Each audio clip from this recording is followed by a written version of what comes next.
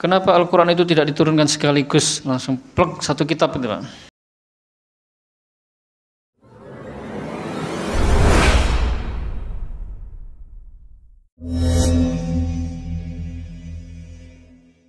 Bismillah, Assalamualaikum warahmatullahi wabarakatuh. Alhamdulillahi rabbil alamin, wal aqibatu lil muttaqin, wala udwana illa 'alal zalimin. Asyhadu an la ilaha illallah wahdahu la syarikalah wa asyhadu anna Muhammadan abduhu rasuluh. Allahumma shalli wa sallim ala nabiyyina Muhammadin wa ala alihi wa ashabihi ajma'in. Amma ba'd.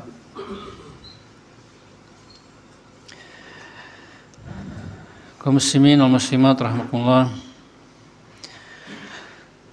Marilah kita bersyukur kepada Allah Subhanahu wa taala yang telah melimpahkan banyak sekali kenikmatan kepada kita, terutama nikmat iman, Islam dan kesehatan, sehingga pada malam hari ini kita bisa hadir kembali di Masjid Al-Furqan yang mulia ini untuk thalabul ilm, yaitu membahas kitab Ushulun fit Tafsir yang ditulis oleh Syekh Muhammad Ibn Shalih Al-Utsaimin rahimahullah.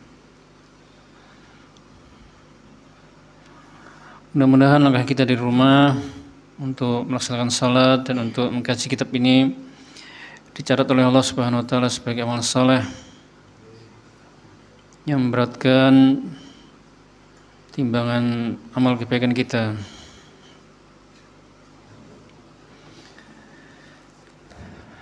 Baik, kaum muslimin rahimakumullah, qala al-muallif, penulis buku mengatakan fawaidu ma'rifati asbabun nuzul, faedah-faedah mengetahui asbabun nuzul. Apa saja sih faedah-faedahnya kita mempelajari asbabun nuzul, sebab-sebab turunnya ayat? Kenapa kita mempelajarinya? Kan pertemuan lalu telah disebutkan, Pak, ya, bahwasanya turunnya Al-Quran itu ada dua macam. Yang pertama ibtidai, mula-mula yang diturunkan tanpa ada sebab yang melatar belakanginya. Dan yang kedua, macam kedua adalah karena ada sebab yang melatar belakangi turunnya ayat itu. Dan sebab-sebabnya ada tiga. Karena adanya pertanyaan, lalu Allah menjawabnya atau menurunkan ayat sebagai jawaban. Yang kedua, adanya kejadian yang terjadi yang butuh kepada penjelasan dan peringatan. Dan yang ketiga adalah karena adanya permasalahan yang terjadi yang butuh kepada penjelasan hukumnya. Maka salah satunya tadi karena ada sebab. Al-Quran turun karena ada sebab. Dan itu dinamakan dalam ilmu Al-Quran asbabun nuzul. Tapi di usul tafsir ini tidak terlalu dijelaskan panjang lebar. Hanya disebutkan tadi macam-macam turunnya ayat Al-Quran dan faedah mengetahui asbabun nuzul. Ma'rifatu asbabun nuzul muhimmatun jiddan li'annaha tuaddi ila fawaida katsirah.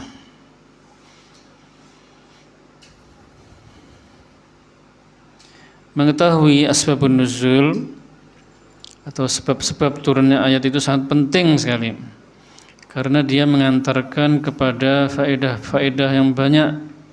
Di antaranya, jadi faedah-faedah mengetahui asbabun nuzul itu sangat banyak, Pak, ya. Tetapi di sini Syekh Muhammad bin Shalih Al-Utsaimin hanya menyebutkan berapa, ya? Menyebutkan 4, kaum muslimin. Faedah-faedahnya sangat banyak, tapi beliau menyebutkan 4, dan 4 ini yang paling penting, yang terpenting. Diambil yang terpenting. Faedah yang pertama adalah bayanu annal Qur'ana nazzala minallahi ta'ala Wa dzalika li anna an-nabiy sallallahu alaihi wasallam yus'alu 'ani syai' fayatawaqqafu 'anil jawabi ahyanan hatta yanzila 'alaihi al-wahyu aw yakhfa al-amr al-waqi' fayanzilu al-wahyu mubayyinan lah. Misalul awal qauluhu ta'ala wa yas'alunaka 'anir ruh lirruh min amri rabbi wa ma utitu minal ilmi illa qalila. Fa fi sahihil Bukhari an Abdullah bin Mas'ud radhiyallahu anhu anna rajulan minal yahud qala ya Abul Qasim mar-ruh fasakata wa fi lafdhin fa amsaka an-nabiy sallallahu alaihi wasallam falam yurda alaihim syai'an fa'alimtu annahu yuha ilaih fakumtu maqami falamma nazala al-wahyu qala wa yas'alunaka 'anir ruh qulir ruhu min amri rabbi.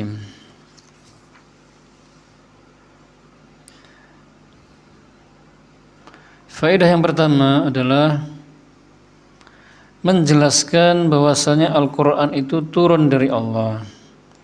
Faedah yang pertama dari mengetahui sebab turunnya ayat adalah penjelasan bahwasanya Al-Qur'an itu turun dari Allah Subhanahu wa taala. Itu karena Nabi SAW ditanya tentang sesuatu, lalu beliau diam, tidak menjawab kadang-kadang. Sampai turun wahyu kepada beliau, barulah beliau menjawabnya.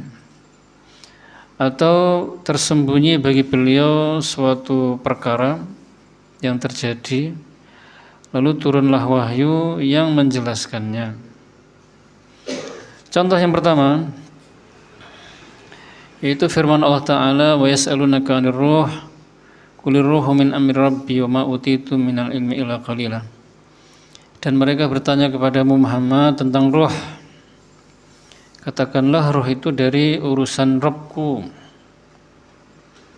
dan kalian tidak diberi ilmu kecuali hanya sedikit. Maka disebutkan di dalam Sahih Bukhari dari Abdullah bin Mas'ud radhiyallahu anhu bahwasanya ada seorang laki-laki dari Yahudi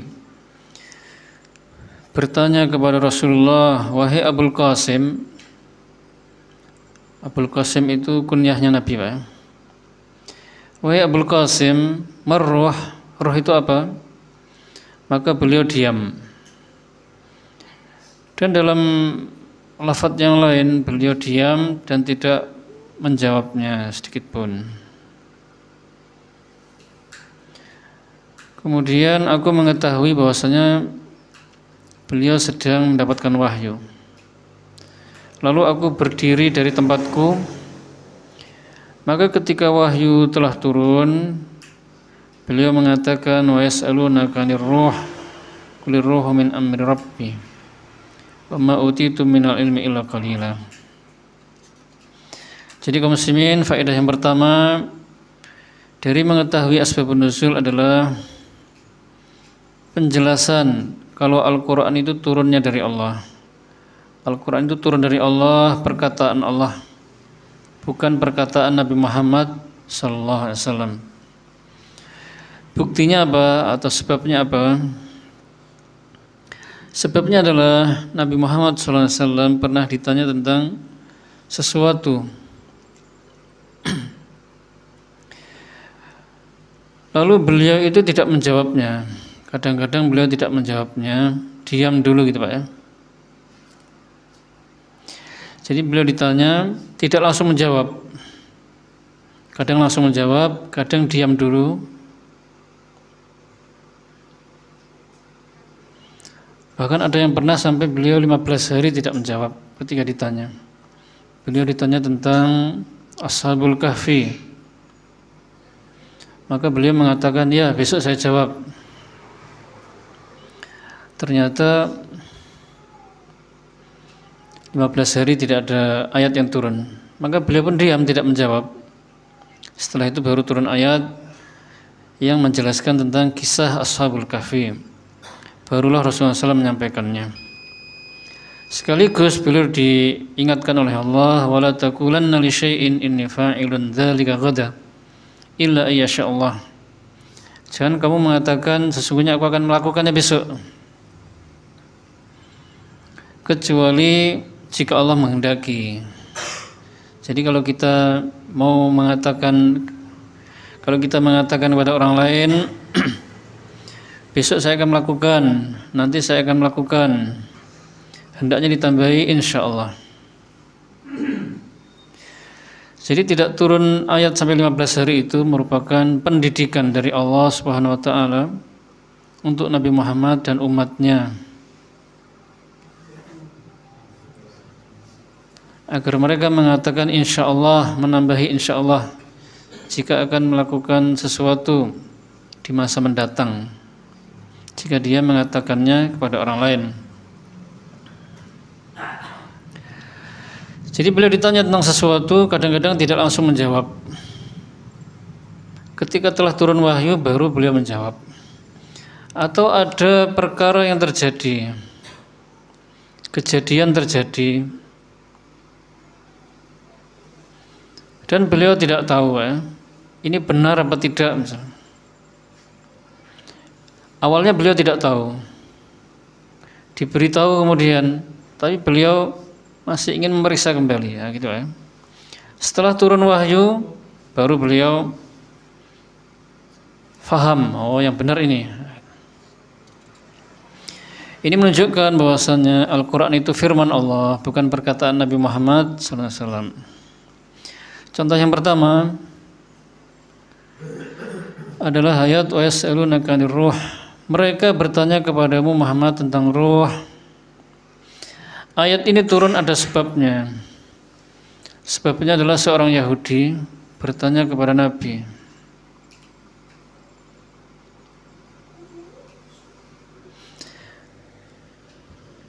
Dia bertanya tentang ruh. Ruh itu hakikatnya bagaimana?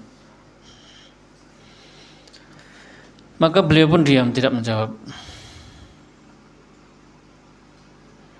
Kemudian tidak lama kemudian turun wahyu. Maka Abdullah bin Mas'ud faham, oh ini beliau sedang mendapatkan wahyu. Karena wahyu Al-Quran itu Pak, yang beliau terima itu, memang lafadz di dalam ayat yang lain itu ala qalbika litakuna minal mundzirin. Itu maksudnya malaikat Jibril bukan menyampaikan, dimasukkan ke hati langsung begitu tapi malaikat Jibril membacakannya dahulu. Jadi ayat apa saja, surat apa saja yang turun, Nabi Muhammad itu mendengarkan dahulu, baru maksudnya masuk ke hati, kan gitu Pak. Hafal beliau. Jadi beliau langsung hafal dan tidak lupa. Itu memang Allah karuniakan untuk Nabi Muhammad SAW. Sanuqri'uka fala tansa. Kami akan membacakannya kepadamu Muhammad, lalu kamu tidak akan lupa. Kalau kita dibacakan apa begitu ya, ya mungkin tidak lama hilang sudah. Kalau Nabi Muhammad langsung menancap, tidak hilang selamanya. Kalau para sahabat mungkin kadang-kadang lupa, tapi orang-orang zaman itu memang kelebihannya di hafalan. Sekali mendengar hafal langsung. Makanya jarang ada yang menulis, karena memang tidak ada kertas dan pena. Rata-rata mendengar langsung dihafal, langsung hafal, dimurajaah lagi. Jadi Allah berfirman, malaikat Jibril mendengarkan. Nah, itu akidah Ahlussunnah wal Jamaah seperti itu. Setelah selesai, malaikat Jibril membacakannya kepada Muhammad. Nabi Muhammad mendengarkan, masuk ke hati beliau. Lalu beliau menyampaikannya kepada umat, kepada sahabat dahulu.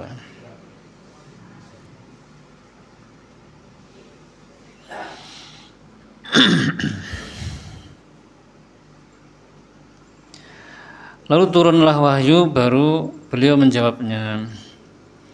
Wa yas'alunaka 'anir ruh.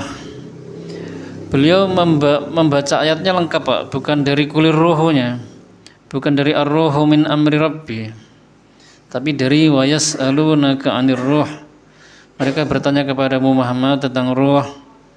Katakanlah roh itu adalah termasuk urusan Rabbku, dan kalian tidak diberi ilmu kecuali hanya sedikit.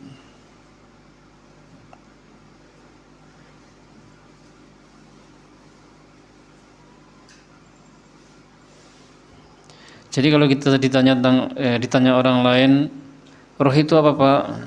Jawabannya ini Pak ya. Ar-ruhu min amri rabbi. Karena memang tidak ada yang tahu betul hakikat roh itu seperti apa. Tahunya kita roh itu pokoknya ada di dalam tubuh. Yang tubuh itu akhirnya bisa hidup gitu ya. Bisa bergerak gitu aja. Selain itu tidak tahu. Ar-ruhu min amri rabbi. Roh itu adalah termasuk perkaranya Allah Subhanahu wa taala. Dia itu bahannya dari apa, bentuknya seperti apa. Adapun yang digambar-gambarkan oleh orang itu tipuan-tipuan aja Pak. Tipuan kamera dan lain-lain.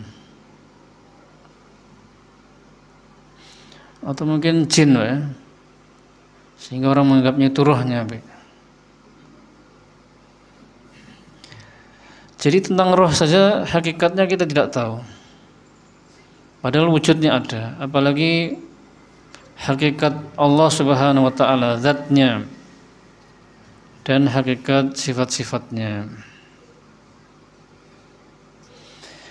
Wa mithalu tsani, contoh yang kedua, qauluhu ta'ala yaquluna la irja'na ila al-madinati la yukhrijanna al-'azzu minha al-adhal. Fa fi sahih al-Bukhari anna Zaid bin Arqam radhiyallahu anhu sami'a Abdullah ibn Ubay ra'sal munafiqin yaqulu dhalik yuridu annahu al-'az wa Rasulullah sallallahu alaihi wasallam wa ashabuhu al-adhal. فأخبر زيد عمه بذلك فأخبر به النبي صلى الله عليه وسلم فدعا النبي صلى الله عليه وسلم زيدا فأخبره بما سمع ثم أرسل إلى عبد الله بن أبي وأصحابه فحلفوا ما قالوا فصدقهم رسول الله صلى الله عليه وسلم فأنزل الله تصديق زيد في هذه الآية فاستبان الأمر لرسول الله صلى الله عليه وسلم. Contoh yang kedua adalah firman Allah Ta'ala yang artinya mereka mengatakan, sungguh jika kami telah kembali ke Madinah, maka orang-orang yang paling mulia akan mengusir orang-orang yang hina atau rendah. Dan di dalam Sahih Bukhari disebutkan bahwasanya Zaid bin Arqam radhiyallahu anhu mendengar Abdullah bin Ubay, pemimpinnya orang-orang munafik,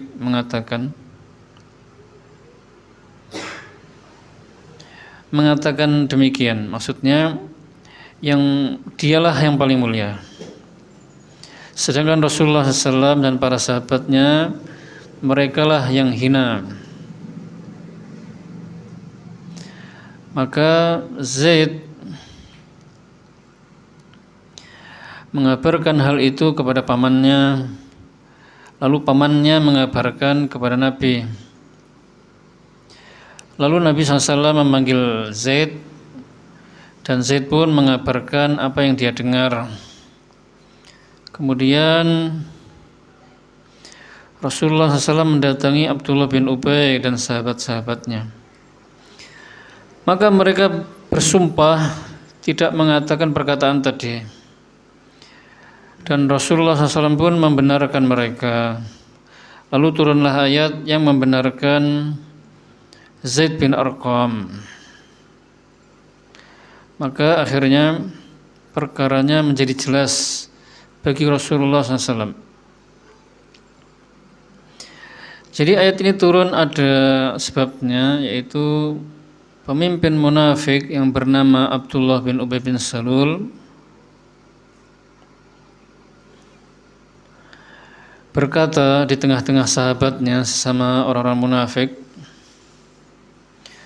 bahwasanya mereka itu orang-orang yang paling mulia.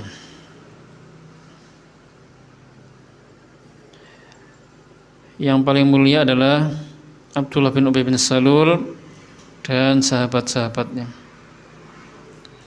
Sedangkan Rasulullah dan para sahabatnya adalah orang-orang yang rendah, hina, yang nanti mereka itu jika kembali ke Madinah akan mengusir atau mengeluarkan Rasulullah SAW dan para sahabatnya dari Madinah.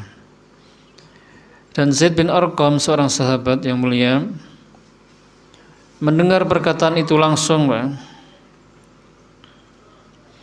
maka dia mengabarkan kepada pamannya mengabarkan kepada Nabi. Apakah Nabi tidak percaya? Percaya sebenarnya, Pak, ya. Karena Zaid dan pamannya seorang sahabat, dan para sahabat itu orang-orang yang saleh, orang-orang yang adil, baik, dan amanah. Akan tetapi Nabi SAW masih memanggil Zaid lagi. Nah, ini pelajaran bagi kita agar kita kalau mendapatkan berita apa-apa itu diteliti lagi, diperiksa kembali kebenarannya, dan tidak langsung menyebarkan ke orang-orang. Lalu Zaid pun mengabarkan apa yang telah dia dengar. Kemudian Rasulullah SAW mendatangi Abdullah bin Ubay bin Salul tadi dan ke sahabat-sahabatnya, menanyakan apakah Abdullah bin Ubay bin Salul mengatakan hal tadi. Maka mereka bersumpah tidak mengatakannya, Pak, ya. Abdullah bin Ubay bin Salul bersumpah tidak mengatakannya. Teman-temannya juga bersumpah bahwasanya Abdullah bin Ubay bin Salul tidak berkata seperti itu. Dimaklumi saja, Pak, ya, orang-orang munafik memang suka berdusta, suka menipu, suka berpura-pura. Dan Rasulullah SAW membenarkan mereka, maksudnya orang-orang munafik tadi, karena gimana lagi, beliau menghukumi secara zahir, Pak. Zahirnya ngakunya muslim, KTP-nya muslim, apalagi mereka bersumpah demi Allah tidak mengatakan ucapan tadi. Lalu turunlah ayat tadi, yaquluna la irja'na ilal madinati la yukhrijanna al-'azzu minhal adzal walillahi al-izzatu wa lirasulihi wa lil mu'minin walakinnal munafiqina la ya'lamun. Yang ayat itu menjelaskan bahwasanya Zaid yang benar. Ini menunjukkan bahwasanya ayat Al-Quran itu dari Allah Subhanahu wa Ta'ala, perkataan Allah Subhanahu wa Ta'ala, bukan dari Nabi Muhammad, bukan perkataan Nabi Muhammad SAW. Buktinya ada kejadian tadi Rasulullah SAW tidak tahu, bahkan sudah diberitahu oleh Zaid dan pamannya, beliau masih samar gitu, Pak, sampai betul-betul turun ayat yang menjelaskan. Kemudian faedah yang kedua dari mengetahui asbabun nuzul adalah bayanu inayatillahi ta'ala bi rasulihi sallallahu alaihi wasallam fi difa'i anhu.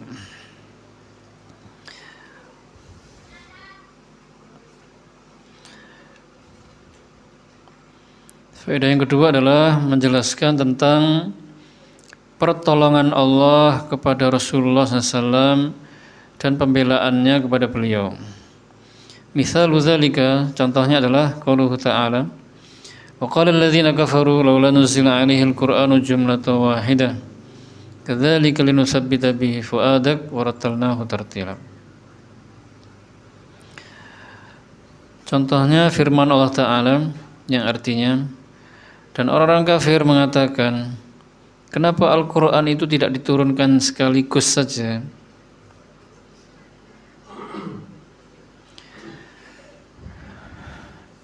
Demikianlah Al-Quran kami turunkan secara berangsur-angsur untuk meneguhkan hatimu Muhammad, dan kami membacakannya dengan tertil. Wa kadzalika ayatul ifki fa innaha difa'un an firashin nabiy sallallahu alaihi wasallam wa tadhhirun lahu amma dannasahu bihil afakun. Contoh yang lain adalah ayat-ayat tentang ifk, berita-berita dusta dan tuduhan dusta yang ditujukan kepada Aisyah radhiyallahu anha. Maka sesungguhnya ayat-ayat itu merupakan pembelaan terhadap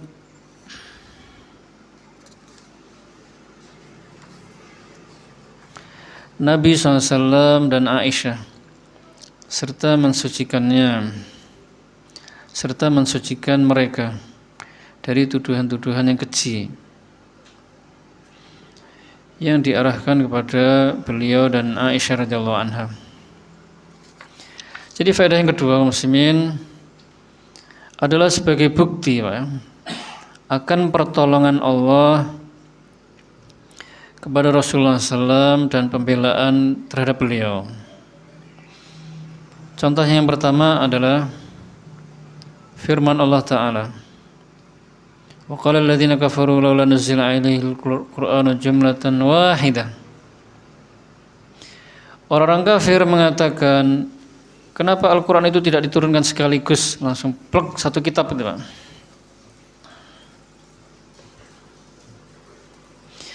Jadi ayat ini turun karena memang ada orang-orang kafir mengatakan demikian. Kok Al-Quran itu nggak diturunkan sekaligus?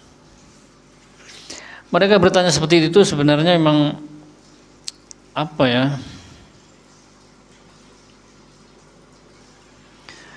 Yang pertama memang mereka sebenarnya tujuannya mengingkari, cari-cari alasan saja. Kenapa begini? Sebab yang kedua karena mereka itu memang sengaja ingin membuat keraguan-keraguan untuk kaum muslimin. Taurat dan Injil itu kan diturunkan sekaligus dari awal sampai akhir. Jadi Nabi Musa mendengarkan Taurat dan Injil sekaligus. Kok Al-Quran kenapa sedikit-sedikit? Maka turunlah ayat ini sebagai bantahan kepada mereka, sebagai pertolongan untuk Rasulullah dan pembelaan untuk beliau. Turunlah ayat ini, Al-Furqan ayat 32. Dan orang kafir mengatakan, kenapa Al-Quran tidak diturunkan sekaligus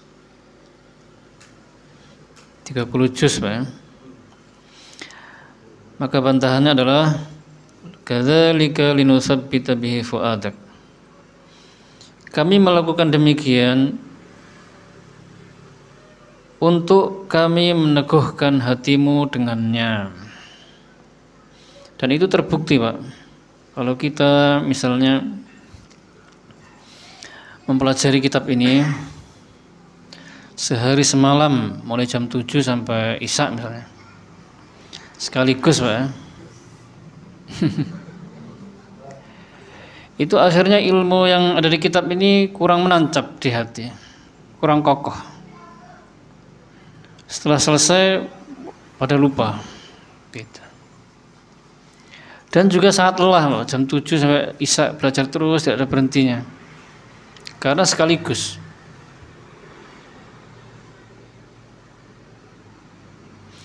Berbeda kalau kita mempelajari kitab ini rutin, seminggu sekali sedikit-sedikit, atau setiap hari, sehari 1 jam saja misalnya maksimal, besok lagi bab berikutnya, maka itu lebih menancap. Ibaratnya juga seperti tanaman, disiram dengan air yang sangat banyak, air 1 kolam air 1 beres langsung sekaligus. Setelah itu tidak disiram lagi selamanya ya. Yang lebih baik sedikit-sedikit, besok lagi, siram lagi.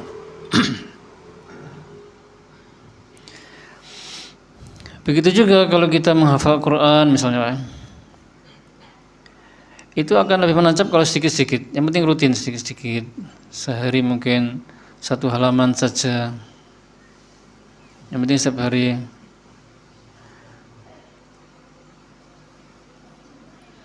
Walaupun membutuhkan waktu 3 tahun tidak masalah. 3 tahun apa 5 tahun, maka itu lebih menancap. Bahkan para sahabat itu kalau menghafal Quran 10 ayat 10 ayat, Pak. 10 ayat itu dibaca, dihafal betul, sudah hafal, dipahami dan diamalkan. Minimal diamalkan sekali. Hendaknya kita mengamalkan sekali, Pak ya. Ayat Al-Quran atau hadis-hadis Nabi yang pernah kita dengar. Dengan begitu ilmu kita akan berkah, hidup kita akan diberkahi.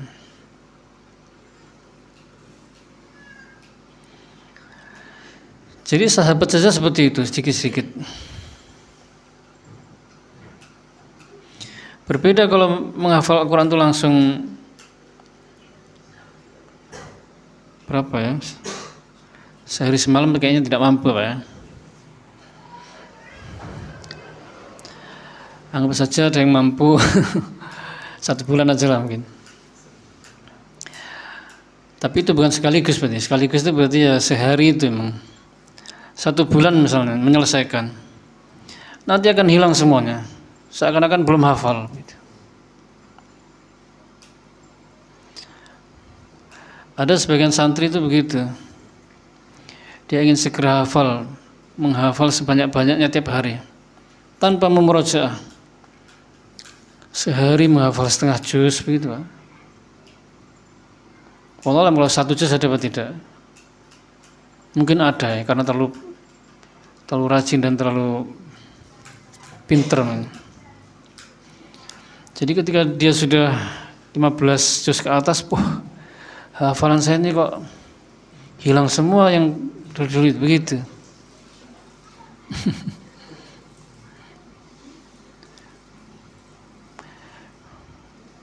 Seperti ular ya, dipegang kepalanya, yang bagian belakang gerak-gerak, pegang ekornya yang bagian depan gerak-gerak. Jadi ya gitu, pada hilang.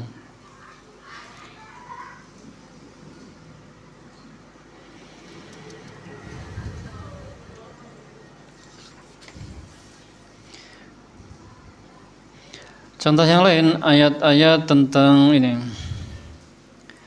yang berbicara tentang tuduhan orang-orang munafik kepada Aisyah, bahwasanya Aisyah telah berzina itu, Pak, dengan Sofwan.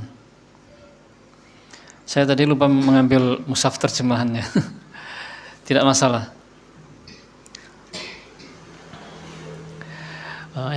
Jadi ada kejadian bahwasanya kalau diceritakan panjang, Pak ya.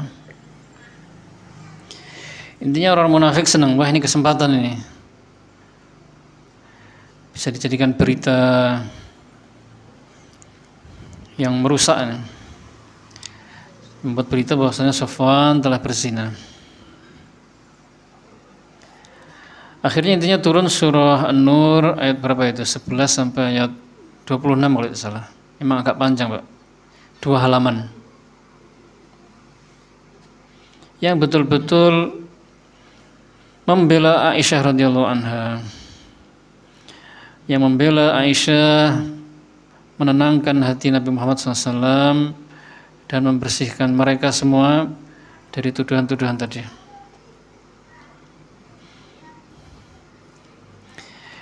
Dari ayat innal ladzina ja'u bil ifki usbatum minkum la tahsabuhu syarran lakum bal khairul lakum. Pokoknya yang melakukan hal-hal tadi diancam dengan azab yang sangat berat.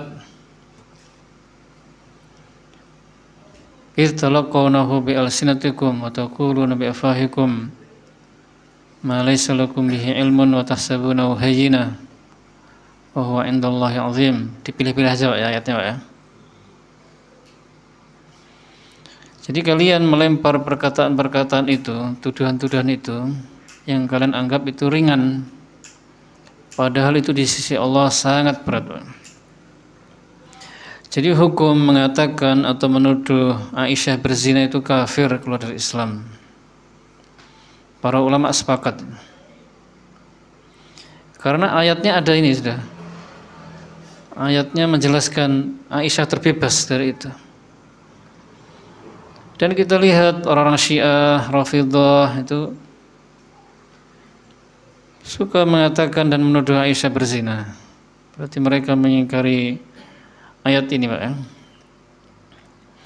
Sampai intinya akhir di ayat ke-26 itu al-khabitsat lil khabitsin, at-thayyibatu lit thayyibin, al-khabitsatu lil khabitsin wat thayyibatu lit thayyibin.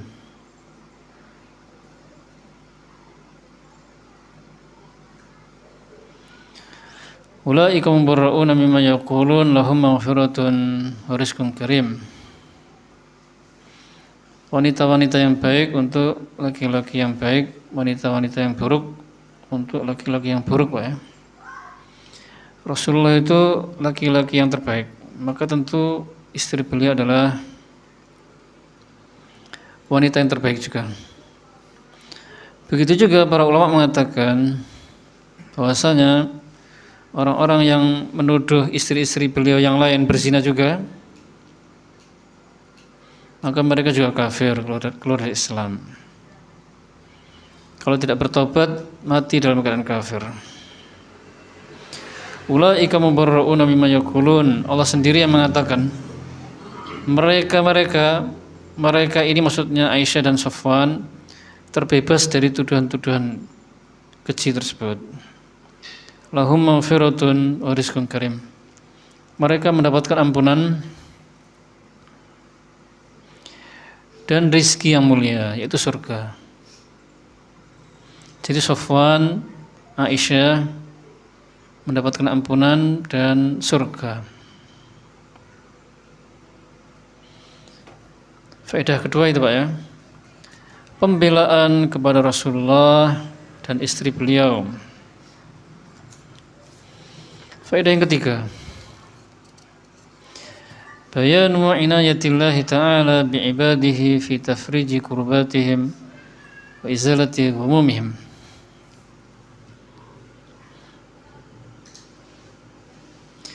Misalu dzalika ayatut tayammum. Fa fi sahih al-Bukhari annahu dha'idun li Aisyah radhiyallahu anha. Wa hiya ma'an Nabi sallallahu alaihi wasallam fi ba'di asfarihi. فأقام النبي صلى الله عليه وسلم لطلبه وأقام الناس على غير ماء فشكى ذلك إلى أبي بكر فذكر الحديث وفيه فأنزل الله آية التيمم فتيمموا فقال أسيد بن حضير ما هي بأول بركتكم يا آل أبي بكر والحديث في البخاري مطولا.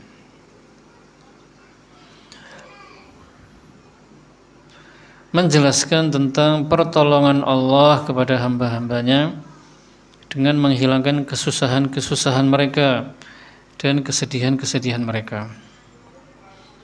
Itu faedah yang ketiga. Contohnya adalah ayat tentang tayammum. Ayat tentang tayammum itu turun karena ada sebabnya, Pak. Sebabnya disebutkan dalam Sahih Bukhari bahwasanya kalungnya Aisyah itu hilang dan dia saat itu sedang ikut safar bersama Nabi. Maka Nabi SAW pergi ikut mencarinya dan orang-orang pun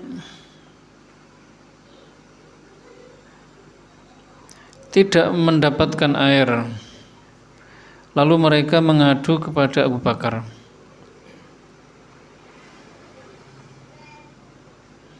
Sampai akhirnya Allah menurunkan ayat tentang tayammum, lalu mereka tayammum. Lalu Usaid bin Hudzair berkata kepada Abu Bakar, ini bukanlah barakah kalian yang pertama kali, wahai keluarga Abu Bakar. Dan hadis ini disebutkan dalam Sahih Bukhari, lafadznya panjang. Jadi suatu ketika Aisyah ikut safar bersama Nabi dan para sahabat yang lain, Pak. Aisyah di belakang bersama Nabi. Tiba-tiba kalungnya hilang. Tentu Nabi ikut mencarikan kalung itu untuk Aisyah, Pak. Sebenarnya kalung itu tidak mahal. Karena Rasulullah dan para sahabat itu memandang harta atau dunia itu kecil, Pak, remeh, murah. Jangankan kalung, dunia seluruh isinya ini murah, Pak. Tidak penting. Tapi karena Aisyah menyukai kalung itu dan Aisyah berhias dengan kalung itu untuk Nabi, maka Nabi memuliakan istrinya. Dan para sahabat tahu itu, tentu mereka tidak meninggalkan, Pak, ya. Mereka menunggu.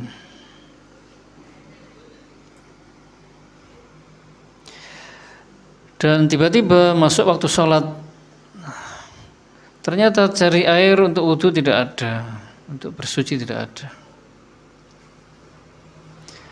Lalu mereka mengadu kepada Abu Bakar. Akhirnya turunlah ayat kepada Rasulullah, ayat tentang tayamum. Maka mereka tayamum. Berarti ini pertolongan dari Allah, Pak, kepada hamba-hambanya, yang mana Allah menghilangkan kesusahan dan kesulitan mereka.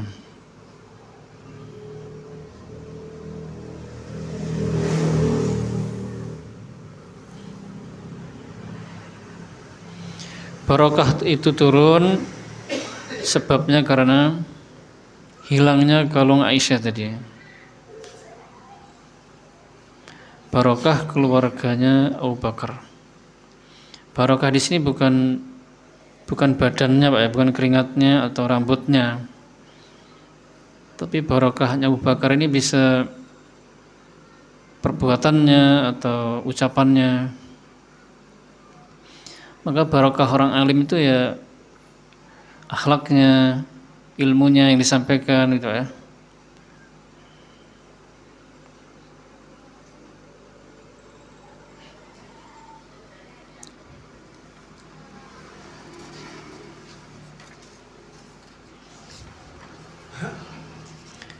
Yang terakhir, faedah yang keempat adalah fahmul ayati 'alal wajhi sahih. Memahami ayat dengan pemahaman yang benar. Karena, Pak, ada sebagian ayat itu yang kita tidak bisa memahami dengan pemahaman yang benar kecuali dengan melihat sebab turunnya ayat itu. Jadi ada ayat yang bisa dipahami tanpa melihat kepada sebab turunnya ayat. Tapi ada ayat yang baru bisa dipahami dengan benar, maksudnya begitu, dengan melihat kepada sebabnya. Misalu dzalika qaulu ta'ala, inna safa wal marwata min sya'illah, faman hajjal baita bi'tamara fala junaha alaihi ay yatawafa bihima. Contohnya firman Allah Ta'ala, sesungguhnya Safa dan Marwah itu termasuk di antara syiar-syiar Allah. Maka barang siapa yang haji ke Baitullahil Haram atau umrah, maka tidak ada dosa baginya untuk melakukan sa'i antara keduanya. Ayat ini turun ada sebabnya, Pak, ya.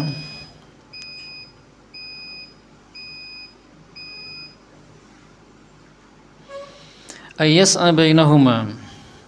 Fa inna dhahira qoulihi ta'ala fala junaha 'alaihi anna ghayata amri sa'i bainahuma ayyakuna min qismil mubah. Yang dimaksud tawaf itu adalah sa'i, lari-lari kecil 7 kali antara Safa dan Marwah. Kalau dilihat zahir ayatnya fala junaha 'alaihi, maka menunjukkan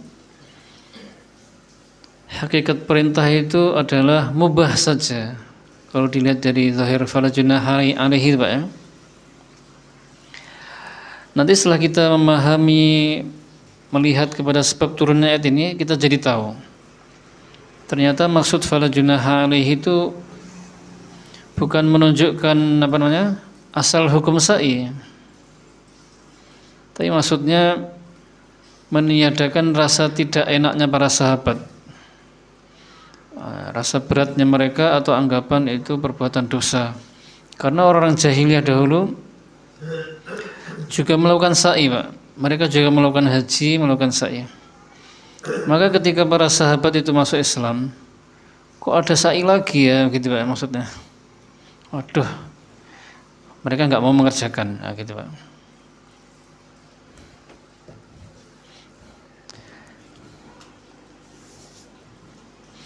Kita baca riwayatnya.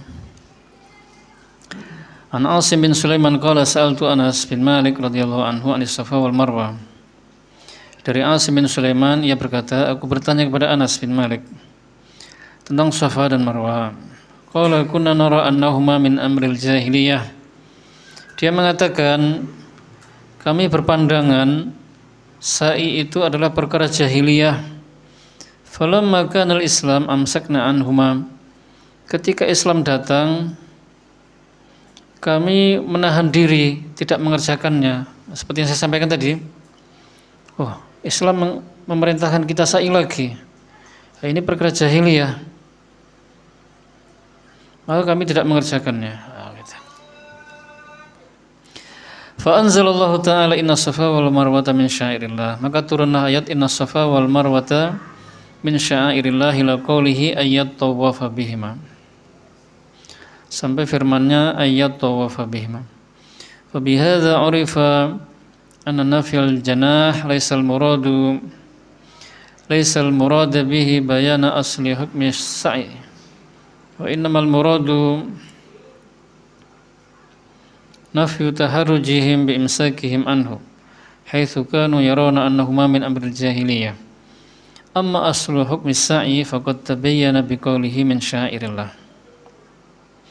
Maka dengan ini menjadi jelas diketahui bahasanya peniadaan janah, peniadaan dosa tadi maksudnya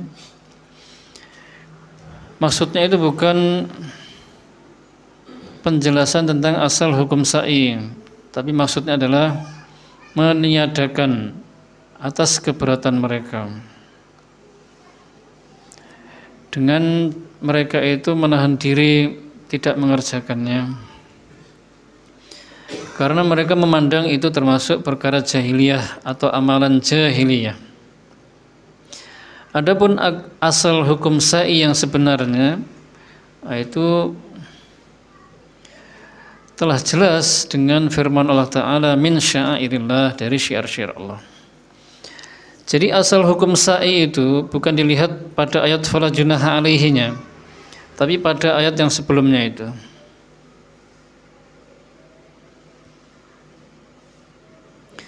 Yaitu min sya'airillah pada ayat yang lain.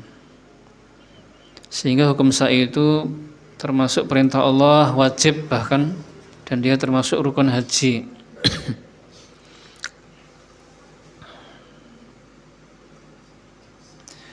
Sehingga dengan turunnya ayat menjadi jelas Pak ya, pemahaman yang benar, sa'i itu wajib dan dia termasuk rukun. Sedangkan maksud junah adalah peniadaan rasa tidak enaknya mereka atau menganggap itu dosa. Ini amalan jahiliyah kok dikerjakan. Tidak apa-apa, laksanakan saja. Walaupun sama, itu sudah menjadi syariat Islam sendiri. Jadi misalnya zaman sekarang misalnya ya, kita lihat orang-orang kafir semuanya berjenggot semua, kok sama ya? Wah, tidak usah jenggotan berarti, tidak seperti, wah nggak enak, tidak seperti itu.